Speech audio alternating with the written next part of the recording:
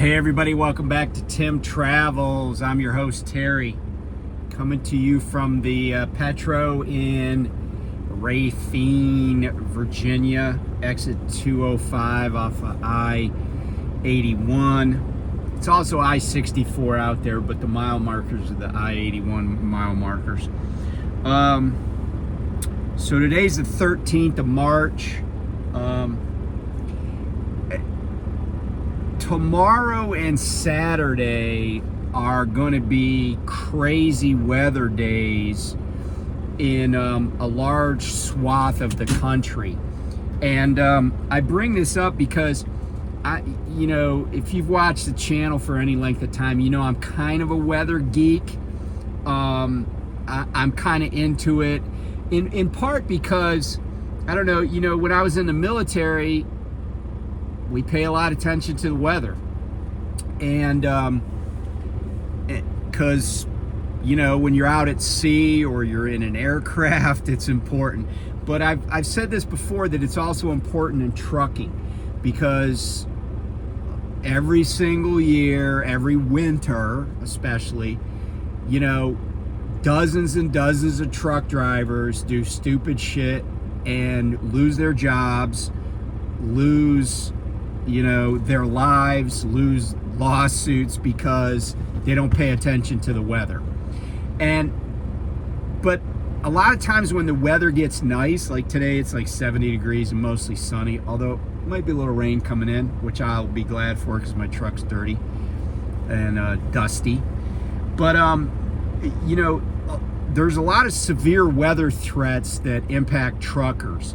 And some of the obvious ones, right? Like a snowstorm. You're like, oh, I gotta get this load of plastic jugs delivered by Saturday night, because otherwise the world's gonna stop in its tracks, and I gotta drive through this blizzard to do it. There's that kind of like thing that goes on. But one of the big dangers that I think truckers underestimate is the wind, and the wind that can be produced by severe thunderstorms, derechos, and obviously tornadoes. But I've seen, a gazillion times, on YouTube or whatever, there'll be like a legit tornado, and it's very obvious that it's a tornado. And people will be like, oh, there's a tornado over there. It's moving. It's going to move across my path, but I'm pretty sure that I can get past it, And I'm just like, maybe I'm hyper cautious. I don't know. But it only takes a little bit to blow a truck over. And depending on the type of trailer you got and stuff like that, you're even more susceptible to it. So with that in mind, tomorrow, and by the way, there are a couple of YouTube channels that I recommend if you're interested in weather, because you can get a quick, good overview. One is this kid, I don't know exactly where he's based. I want to say Ohio, like maybe Cincinnati area. But his channel is called Max Velocity, and he is a meteorology student. I don't know if he's graduated from college yet, but he's also on the spectrum. You watch him, you'll know what I mean. But he is super into weather. He does lives when there's like tornadic, severe thunderstorms, potential tornadoes. He's a good person to watch. A guy that I really like watching is a dude named Trey, who has this channel called Convective Chronicles. And Trey is again, Convective Chronicles. Trey is a meteorologist, straight up. I'm pretty sure he works in Norman, Oklahoma, and I think he has a master's in meteorology or climate, whatever that is, weather science. And so I watch him because he does kind of a deep dive into it and explains all the things that are going into like making a forecast. But tomorrow, so I'm gonna put up a couple of maps, And in particular, the areas in the center of these, the brown areas, are the areas of highest risk. So 3 out of 5 risk. These maps come straight from, like, I think the Storm Prediction Center, the SPC, in Norman, Oklahoma. And but take a look at these. The first one's Saturday, and the second one is Sunday. And you'll notice that the highest danger areas move to the east.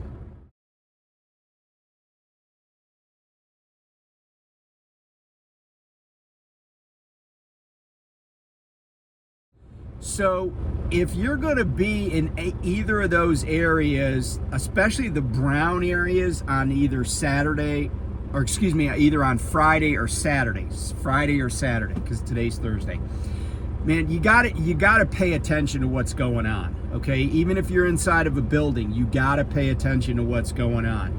And I'll tell you why. The low pressure system that's going to set up this really unstable weather pattern is going to be really super low. And what that's going to mean is that even if there's not like a thunderstorm or like a tornado in the area that you happen to be in, there are going to be really powerful winds. And one of the other things that I've recommended in the past is if you're concerned about wind and you want to know what wind speeds and wind gusts are, the best site to look at is called Ventusky. It's Ventusky,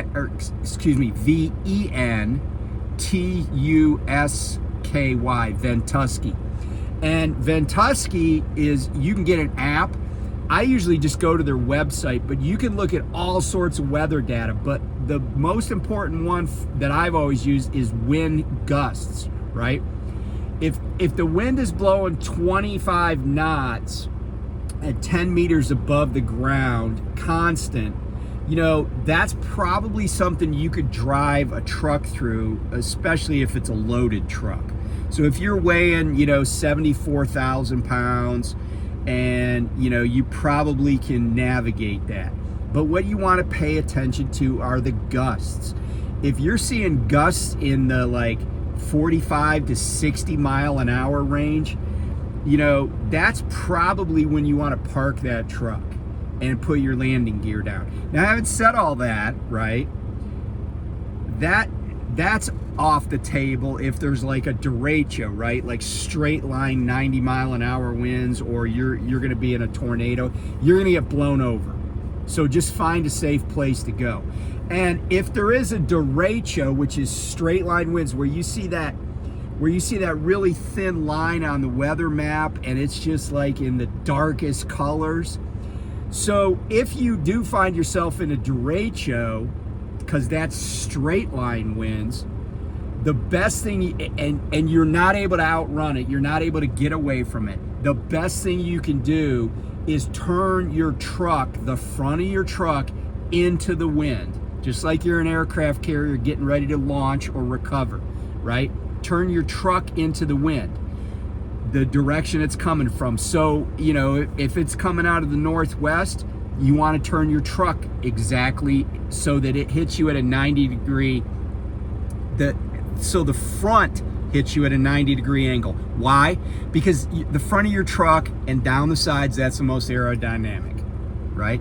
Doesn't mean you're not going to get flipped over, but it lessens the chance as opposed to you being broadside to the wind, to you being perpendicular to the wind. You want to be facing the same direction the wind's blowing. So I just share that with you. Do with it what you will, but it could be a crazy day in those areas that are on that map. And that wind speed, that high wind, because the lower pressure, right, what happens, right? Air moves from high to low, okay? And the lower the pressure, the faster the wind's gonna blow. So, and if you saw this with all the weather maps that I looked at and you could go to Convective Chronicles, he's probably done an update today that I didn't look at. Just look at it, get familiar with it. It's part of your business. If you're behind the wheel of one of these things, your life could depend on it, and certainly your career, right? I don't know these folks, but it's been 2 or 3 years now, but there is a couple that teamed, and they were at Prime, and they'd been there, 7, 8, 9 years, no issues. And they got blown over by a gust of wind in Colorado, and Prime said, "Thanks for playing. Enjoy your next job." They were gone. And even in times when you're like, oh, the wind doesn't seem like it's blowing that hard. If it's blowing papers across a parking lot, if you see trees moving, that's the wind speed then. But that doesn't mean you couldn't have a gust, or even what I would call a rogue gust, that blows at like 4 or 5 times what the speed you're seeing constantly.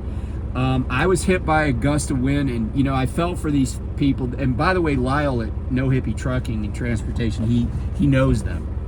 I felt bad for them because I was out in New Mexico one time just minding my own business, as my wife would say, just picking daisies. I'm driving across I-40 headed east, and I'm between the Arizona state line and Gallup proper. And there's like these rock formations in that area, and I'm just driving along in the right-hand lane, and a gust of wind hit me, and I didn't feel like it was a particularly windy day for New Mexico, but a gust of wind hit me so hard from the right that it pushed me over into the left-hand lane, and fortunately nobody was there. And I was like, damn, I totally didn't see that coming. So it can happen anytime, and especially around like canyons, where there's not a lot of vegetation, there's not a lot of stuff this time of year, because I'm here in the Shenandoah, and yeah, there's a lot of trees here, but a lot of them don't have leaves on them. There's not a lot to slow the wind down right now, so please be careful. Enough about that. So I'm mildly convinced, and if I had to put this on a scale of 1 to 100, I would say I'm probably in the low 60s, that there's going to be a recession. And I don't know how powerful a recession it's going to be, but I feel like the stock market is overvalued. There have been a lot of, the Dow has been going down these past few days. And here's the thing about a recession. You never, when the recession first starts, it's not always apparent. But the thing is, it's all these little tiny events that in retrospect, people are going to be like, man, that was a recession. That's when it started. And, the things, everything is always, a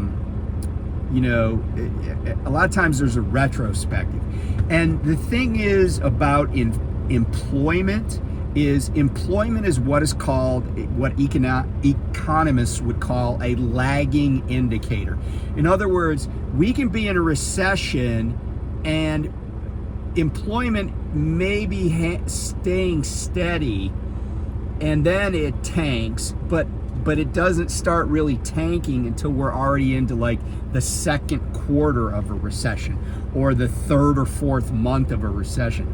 And the reason I mention that is because I think there's already starting to be a recessionary tilt, if you will, to employment in the transportation industry. Like, the trucking sector is not adding any jobs. And there have been tons and tons of layoffs and even facility closures in the distribution part of our world. And, it goes without saying that if distribution centers are closing, well, everything that comes and goes from a distribution center comes on a truck. So if there's a place that you used to deliver to or pick up from, that's, the last time you drove by it, there's no trucks out there, there's no trailers in the parking lot, there's no cars in the parking lot, that probably is not a good sign, right? They didn't build it so it could be vacant. And I also think there's a lot of, right now, overcapacity in, warehouses. There's a lot of warehouses that are brand new that no tenants and stuff. And one thing that I saw outside of Carlisle, PA, there's somebody that built a trailer parking lot. It's even advertises that. There's a big sign. That thing is vacant, and they have not had anybody bite on having a spot to drop and pick up trailers, a trailer drop yard. It's nice. It's paved. It's looks nice, has lights. Somebody invested in that, but they don't have any tenants. And that kind of then begs the question, is it a good time to come into trucking? And the answer is, it's kind of macro, right? Or excuse me, it's kind of micro. If you come into trucking and you get a job and you're happy with it, then yeah, it was a good time to come into trucking. But if you're coming into trucking and relying on the largesse or the ability of a company to find things for you to do, and this is important because trucking is one of those occupations where a company will hire you without really having any work for you. And the reason that they'll do that is because trucking, you're either a company employee, which means you get paid by the piece, right? CPM, cents per mile, is piece rate. It's no different than women that are seamstresses or people that are seamstresses sewing a garment, right? They get paid by the piece. CPM is being paid by the piece. So if there's nothing to sew, then the seamstress isn't out of a job per se. There's just nothing to do. And since they only get paid on what they do, they don't get paid just to go somewhere. They are not punching a clock that way. That's why the distribution system, the dock workers, the people that work in the warehouses, they get laid off when there's no work because they get paid by the hour. But we get paid by the piece. Or if you're a contractor, you get paid by the trip. Well, what happens, right? I've had my friends at Prime talking about, I sit a lot. Well, guess what? The company that you're sitting, they care a little bit because they do make a profit on the loads that you run, but they don't care that much because they'll keep drivers moving just enough so those drivers can make those truck payments, the lease payments or the other payments. And there's this balance that they're striking, right? Like feed those drivers enough to keep them interested, to keep them coming back, but just balance it out across the portfolio, across the fleet. So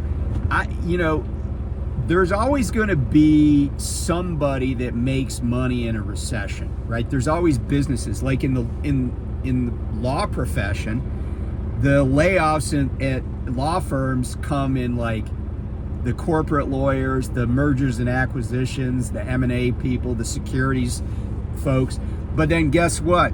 In the bankruptcy and restructuring department, work picks up. They're hiring new attorneys, right? If you got expertise in that area. Maybe there's more civil litigation, so more business litigation, but other areas, not so much. So if I were, and I am trying to take my own advice here, by the way, but I feel like it's a good time to keep your powder dry. I think that if we do head into a recession, the market is going to correct, and then it's going to be a great time to be sitting on a pile of cash because stocks are going to go back to lower levels, and you're going to see stocks at 52-week lows. You're going to see mutual funds at 52-week lows. But the other point about having cash is that if something happens, you have, something to fall back on if you do get laid off. And here's the other thing. If your company is, like if you're a driver and you're an OTR driver and you're having weeks where you're running like 1,200 miles, you know, you may want to check with an attorney or even with the state you reside in to see if that's what we would term constructive termination. Because if a job is and you know, like, and all these trucking companies love to say what the average range, which is kind of stupid, but because average is either average / mean or it's not, right? A range is a range. But if you hired on to some place and they said, and they got a minimum, well, then they got to pay you the minimum, right? No matter if they don't find anything for you to do. But if you hired on to a place and they're like, you know, our drivers average between $1,400 and $1,900 a week. Okay, fine. Well, when they say average, that means people are going to make less. But if you were in that range for months and months, and now you're past 6 weeks, you're averaging $800 gross, then, you know, that might be worth asking the question, is that a constructive discharge? In other words, the trucking company might be like, well, we're not going to lay anybody off because we don't want to do that. And sometimes they would have to kick in extra unemployment. But you know, laying you off is the better thing to do, because, you know, if they don't have enough work for you, why wouldn't they just let you move on? But is it a constructive discharge? In other words, is there so little that they're doing that you can just say, hey, I'm done, and still be eligible for unemployment? I don't know. I mean, I don't know that unemployment's going to be enough, but hey, if you know, I guess where I come from, or how I look at it, is if I was going to get $450 a week for unemployment, but I was only grossing $800 and I was getting 334s a week, not at home, I'd rather be at home collecting $450 unemployment than I would be out in Mink Piss, Wyoming, sitting around for, you know, the next 38 hours for $800 a week. So those are kind of the choices we got to make sometimes. But, you know, if you're thinking about coming into trucking, like I said, if you get the job you want, get the training you want, you know, it's just another adventure. And if it's better than what you had, then there's your answer, right?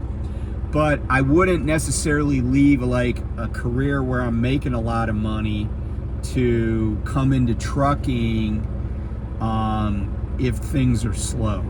And that's always the danger. You know, I was lucky that when I came into trucking, like bona fide CDL trucking, not running my Sprinter, it was 2019, and I seemed to be pretty busy, right? Like I always had miles. And then I left Knight and I went to the next company, and by this time, the December of 2019, COVID was starting. But I always had plenty of work during COVID too. And then of course post-COVID, when, you know, vaccines started being prevalent and people were out and about and people were going back to work, then it was just gangbusters for quite some time. But we're still in a trucking recession. If that spreads, for lack of a better term, I don't think the trucking recession isn't spreading to a regular recession. We got other issues that are going to cause a regular recession. But if that spreads, then it could be tough. It could be tough out here. And you know, I'm keeping very close tabs on the account that I'm on. I'm paying close attention. Any information I can get from my driver manager, I'm, you know, thinking about it, putting it in my mind, understanding how they're reacting to things. So yeah, you know, if people start vanishing from the company that we deliver to, if you know, they're like, oh, they let some people go and they're not replacing them, you know, it's something I would pay close attention to. I don't know that I would go anywhere because I kind of like the gig I have, but I would certainly, I'm certainly paying attention to it. And if you're driving a truck, you should pay attention to what's going on. You know, don't think that it can't impact you, because it can. Don't think that your company, because they're big, is going to keep that contract, because there's always somebody that's willing to do it cheaper. And it might not even be, you know, what you think. It might not be some sketchy, you know, outfit that's employing, you know, people that are here on a tourist visa. It might be other people, other things. I think some of these mega carriers, you know, they'll cut each other's throats and everybody in the middle of it. So anyway, be safe, pay attention to the weather on tomorrow, you know, starting especially tomorrow afternoon, but tomorrow and Saturday, pay attention. If you're in any east of the Mississippi, be paying attention to the weather. So be safe, and I'll talk to you soon. Bye.